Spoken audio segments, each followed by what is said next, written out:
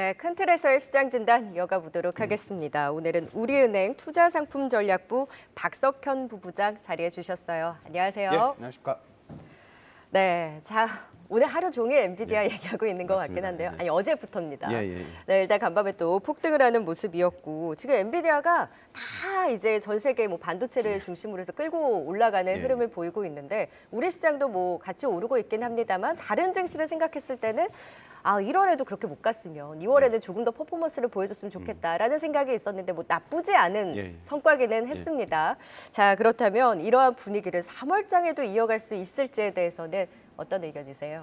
일단 뭐 미국 시장부터 좀 말씀을 드리면 엔비디아는 뭐 대단한 기업인 거는 뭐 같습니다. 네. 이 1월 결산 법인이기 때문에 다른 회사들이 이제 1월 말, 2월 초에 이제 실적을 발표를 했는데 이번에 2월 말에 이제 실적을 발표를 하게 되고요.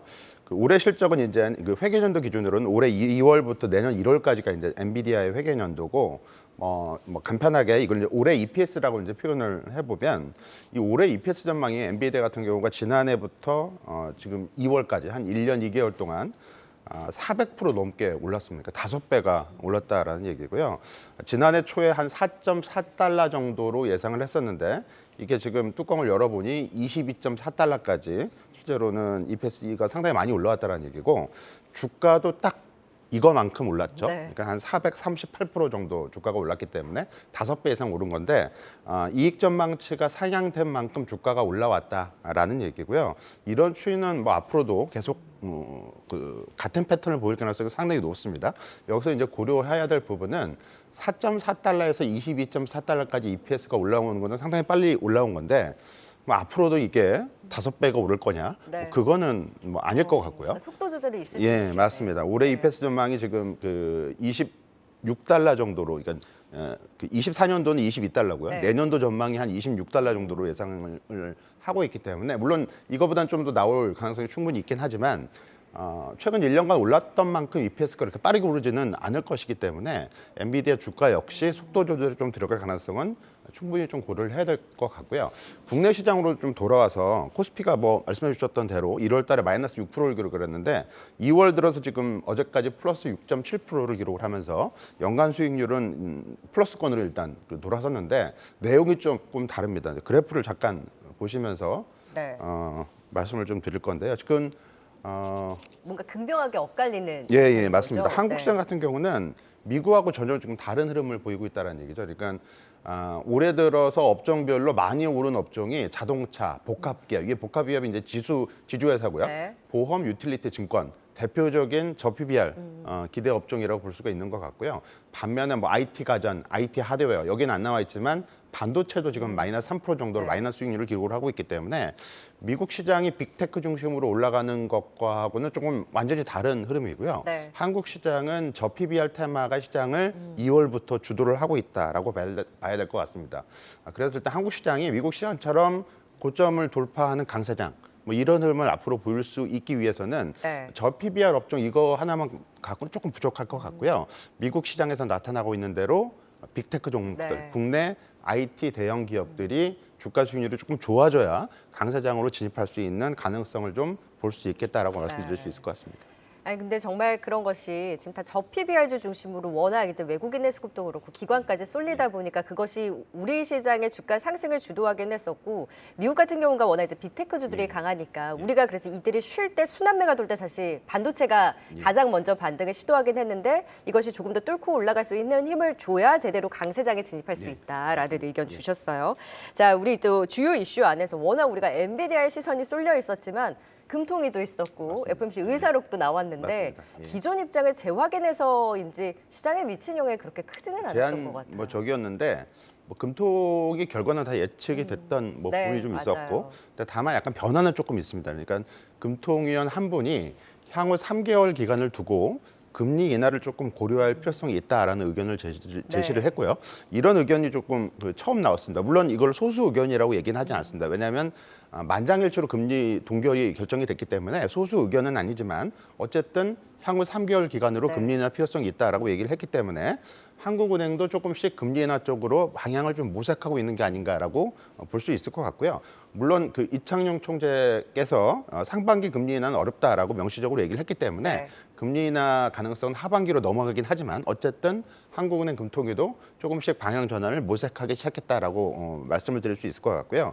연준은 이거하고 좀 다르죠. 그러니까 네. 연준은 계속 이제 섣부른 금리 인하가 위험하다라는 쪽으로 계속 경고를 보내주고 있기 때문에 정책 기조 자체는 매파적이라고 봐야 될 것 같고요. 물론 디스인플레이션, 그러니까 물가 상승률이 조금씩 이렇게 낮아지는 이 과정은 앞으로도 이어질 수 있다라고 얘기는 하긴 했지만 네. 금리 인하 시점과 관련해서는 시장 예상하고는 조금 멀리 떨어져 있는 게 연준의 시각이 아닐까라고 볼 수 있을 것 같고요. 네. 당초 금리 인하가 뭐 3월 달에도 될 수 있다라고 예상이 되기도 했지만 지금 금리 선물 시장에 거래되고 있는 뭐 움직임을 봐서는 뭐 5월을 넘어서 6월에나 가서야 뭐 되지 않을까라고 예상이 되고 있는 것 같고요. 지금 6월 가능성도 동결 가능성이 30% 이상까지 올라오고 있는 상황이기 때문에 자칫 뭐 물가 지표나 아니면 고용 지표 이런 것들이 계속 좋게 나오게 되면 금리 인하가 오히려 미국도 하반기까지 넘어갈 가능성도 전혀 이제 배제할 수가 없는 상황이라서 네. 금리 인하하고 관련된 어떤 뉴스 플로우들은 주식시장 어떤 투자 심리 측면에는 네. 그렇게 우호적이지는 않다라고 봐야 될 것 같습니다.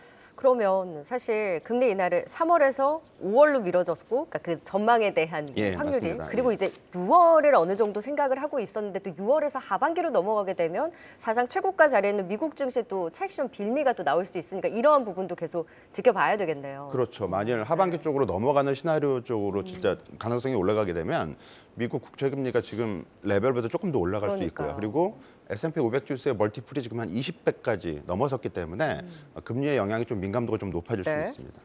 그래도 계속 미국 시장을 주도하는 것이 이제 빅테크 매그니피센트 세븐이라고 하는 종목군이니까 그래서 이제 AI 반도체에 대한 관심도 계속 커져가는데 그럼 엔비디아도 여전히 더 갈 수 있다라는 의견들이 사실 좀 더 많다 보니까 예, 예. 우리 국내 증시 내에서도 반도체가 또 제대로 가야 한다라는 말씀 주셨잖아요. 예, 예. 주도 섹터로서 조금 더 갈 수 있는 매력 어느 정도로 볼 수 있을까요? 지금 봐서는 조금 아직 충분하지는 못해 보이고요. 네. 앞에서 말씀드렸던 대로 우리나라 반도체 업종은 올해 연간 수익률이 아직 마이너스를 좀 기록을 하고 있는데 한국 시장 내부적으로도 좀 다른 흐름을 네. 보이고 있습니다. 그러니까 SK 하이닉스 같은 경우는 주가가 상대적으로 좀 괜찮은데 삼성전자 주가가 조금 안 좋은 흐름을 맞아요. 지금 보이고 있고요. 아무래도 삼성전자의 시가총액 비중이 높다 보니까 삼성전자의 수익률 부진이 전체 반도체 업종 수익률 부진에 영향을 좀 미치고 있다라고 봐야 되는데요. SK 하이닉스 같은 경우는 올해 영업이익 전망치가 지금 한 10조 8천억 정도를 기록을 했고요. 지난해 연말 이후에 이게 26% 정도 상향 조정이 됐습니다. 네. 그러니까 기업이익 전망이 SK 하이닉스가 좋기 때문에 주가도 좀 수익률도 좀 좋았다라고 볼 수 있을 것 같고, 근데 반면에 삼성전자는 올해 영업이익 전망이 지금 한 32조 원 정도로 기록을 하고 있는데 이게 지난해 연말 대비 마이너스 5% 정도로 하향 조정을 기록을 하고 있습니다. 그러니까 SK 하이닉스는 삼성전자나 뭐 똑같은 반도체 기업으로 볼 수 있겠지만 네. 지금 현재 이익 전망치는 전혀 다른 움직임을 보이고 있다라는 얘기고요. 여기에 따라서 주가 어떤 수익률도 좀 상반된 어떤 흐름을 보이고 있기 때문에 우리나라 시장에서 반도체 업종이 주도주가 되고 이걸 통해서 코스피가 상승 탄력을 확보를 하려면 네. 삼성전자의 이익 전망치 상향 조정이 어느 정도는 확보될 그렇군요. 필요성이 있을 것 같고요. 네. 그게 확보가 되지 않는다면 좀 부진한 어떤 흐름을 좀 이어갈 가능성은 좀 남아 있다라고 볼 수 있을 것 같습니다. 다음 주 저커버그의 이제 방안에 대한 기대감이 있기는 한데 이러한 모멘텀보다는 제대로 이익 정추에 대한 이 상향에 대한 움직임이 나와줘야 이제 삼성전자도 힘을 내줄 수 있다라는 포인트 말씀해 주셨고요. 자 이제 밸류 프로그램 발표가 이제 예. 임박했으니까 짧게 그 이후에 이제 시장에 대한 분위기 어떻게 좀 점치고 계십니까? 일본 시장을 올해 많이 얘기를 하게 되는데 소외감이 들어요. 네. 지난해 일본 니케이 225 지수가 28% 정도 올랐고요. S&P 500 지수가 24%가 올랐기 때문에 뭐 그렇게 많이 일본 시장이 비트를 한 건 아닌데 올해 많이 상황이 달라졌습니다. S&P 500 지수가 6.7% 오르는 동안 니케이 225 지수는 16.8%가 오르면서 훨씬 더 이제 미국 시장을 비트를 하고 있는 상황이고요.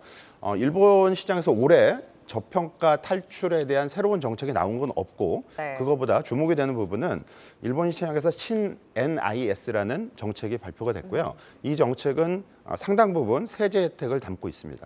따라서 다음 주 월요일 26일에 발표될 우리나라의 기업 밸류업 프로그램의 포인트는 얼마만큼의 세제 혜택을 이 정책에 담아낼 수 있을지. 그리고 시장에서 기대하는 부분은 이 세제 혜택과 관련된 내용이 자사주 매입에 대한 어떤 기업 부분의 세제 혜택, 그리고 배당 투자하고 관련된 투자자한테는 세대 혜택 이 부분이 이제 포인트가 될 가능성이 네. 상당히 높고요. 이런 부분들이 얼마만큼 정책에 담길지 그리고 이거를 통해서 저 PBR 관련주가 추가 상승이 가능할지 이 부분이 중요한 어떤 관전 포인트라고 볼 수 있을 것 같습니다. 네, 세제 혜택이 관건이다. 또 PBR 관련한, 저 PBR 관련한 또 정책에 대한 관전 포인트까지 짚어주셨습니다. 시장 진단 지금까지 우리은행 투자상품전략부 박석현 부부장과 함께했습니다. 오늘 말씀 고맙습니다. 감사합니다.